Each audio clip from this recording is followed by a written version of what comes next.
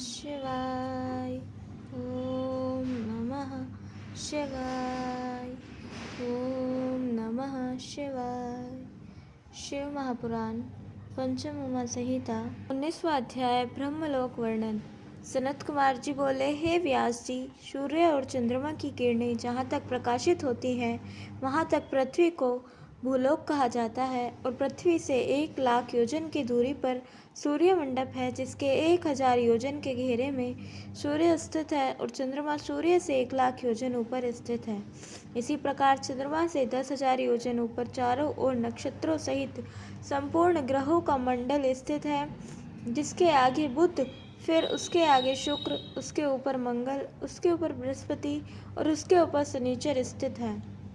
उसके 1,00,000 योजन ऊपर सप्तऋषियों का मंडल है, जो उनसे 7 सहस्त्र योजन ऊपर ध्रुव ग्रह है। भूमि के ऊपर तथा ध्रुव से नीचे भूलोक, भूलोक और स्वर्गलोक, ये तीनों लोक जानना चाहिए, जहाँ 1 कोटि योजन पर कल्पवासी ऋषि निवास करते हैं।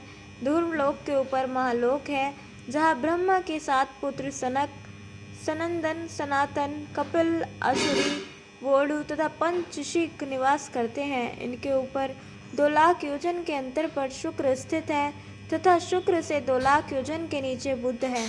बुध से 10,00,000 योजन ऊपर मंगल, और मंगल से 2,00,000 योजन ऊपर बृहस्पति, तथा इनसे उतनी ही दूरी पर शनिश्चर स्थित है। ये सातों ग्रह अपनी अपनी राशि पर स्थित है, जिनसे 11,00,000 योजन के ऊपर सप्तऋषि स्थित है, तथा ध्रुव 13,00,000 योजन ऊपर है। इसी प्रकार जनलोक से आगे चौगुनी दूरी पर अर्ध मार्ग में परलोक की स्थिति है, जहाँ पर वैद्यराज और दहा रहित देवता हैं। इसके 6 गुनी दूरी पर सत्यलोक एवं ब्रह्मलोक जानो, वहाँ धर्म के तत्पर ज्ञानी ब्रह्मचारी भूलोक से जाकर निवास करते हैं, और भूलोकों में मुनि, देवता और सिद्ध रहते हैं, तथा स्वर्गलोक में बाहर आदित्य, मारुति, 8 वसु और अश्विनी कुमार रहते हैं। हे व्यास जी, ये 7 महालोक तुमसे कहा है, और इसी प्रकार 7 पाताल है। जैसे कैंत का फल ऊपर होता है और उसकी बाढ़ नीचे है, उसी प्रकार अंडकटह से सारे ब्रह्मांड चारों ओर से घिरा है। जैसे काष्ठ में अग्नि, तिलों में तेल, दूध में घी स्थित है, उसी प्रकार परमात्मा सब ब्रह्मांड में व्याप्त होकर स्थित हैं। शिव संयोग में ही देवता आदि की उत्पत्ति होती है, तथा वह शिव जी की ही ब्रह्मा, विष्णु और रुद्र नामों से प्रसिद्ध होते हैं, और उन्हीं से इस सारे जगत की उत्पत्ति और लय होता है। सब क्रियाओं के कर्ता वही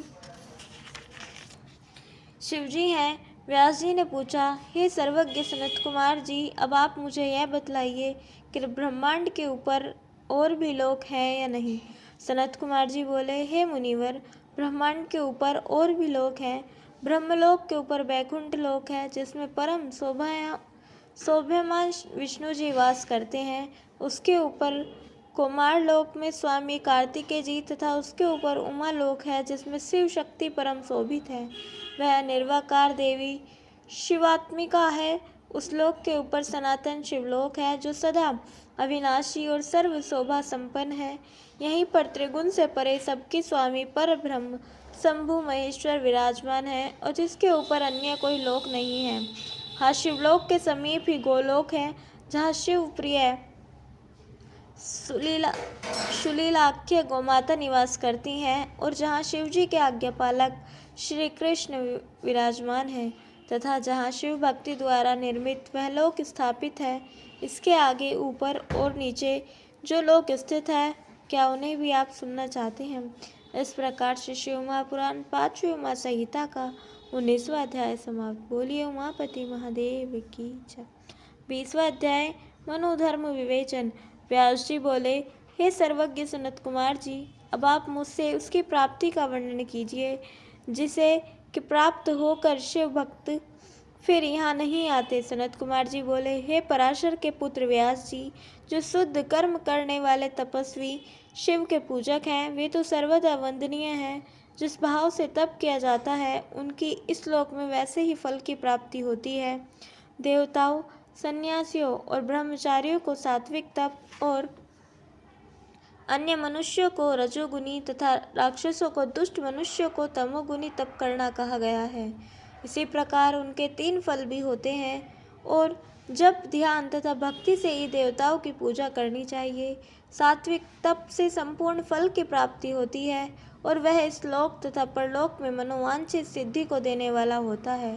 कामना युक्त देह को सुख कर किया जाने वाला तप राजस और इसी प्रकार मनोरथों की पूर्ति के लिए किए जाने वाला तप मानस और बुद्धि धर्म बुद्धि से स्नान, पूजा, तप, होम, शुद्ध सोच, अहिंसा, दान, शांति, दम, दया, चंद्रायन, यज्ञ और बावड़ी, कूप तथा श्रेष्ठ तीर्थ और आश्रम का निर्माण, यह सब सात्विक तप है।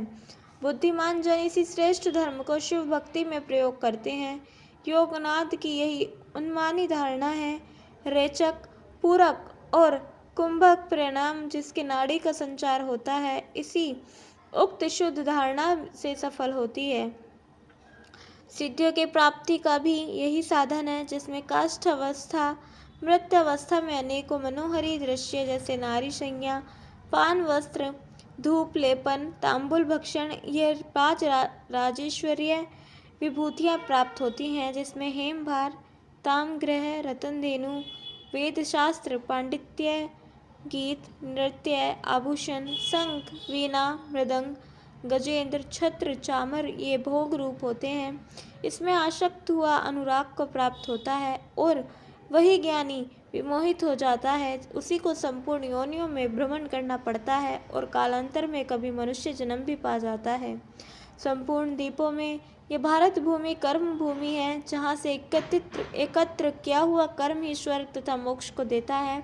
यहाँ जो कर्म किए जाते हैं वही स्वर्ग में भोगे जाते हैं। जब तक शरीर है तब तक धर्म कर ले, पुण्यशील को ही पद पद पर लाभ होता है। यह जानकर मनुष्य को सर्वदा ही पुण्य करना योग्य है। शिव की शरण में जाने से घोर नरक नहीं देखना पड़ता। शिव यह 2 अक्षर का नाम ही मोक्ष का उपाय तथा सब पुण्यों का समूह है। शिवजी का यह नाम ही संसार के रोगों को एकमात्र शांत करने वाला है, अन्य कोई उपाय नहीं है। शिव भक्ति सर्वथा ही भुक्ति मुक्ति प्रदायक है। इस प्रकार श्री शिव महापुराण 5वें उमा संहिता का 20वां अध्याय समाप्त। बोलिए उमापति महादेव की जय। कल हम सुनेंगे 21वां अध्याय संग्राम का फल और 22वां अध्याय शरीर रचना और उसकी उत्पत्ति का वर्णन। तब तक के लिए जुड़े रहें। हर हर महादेव।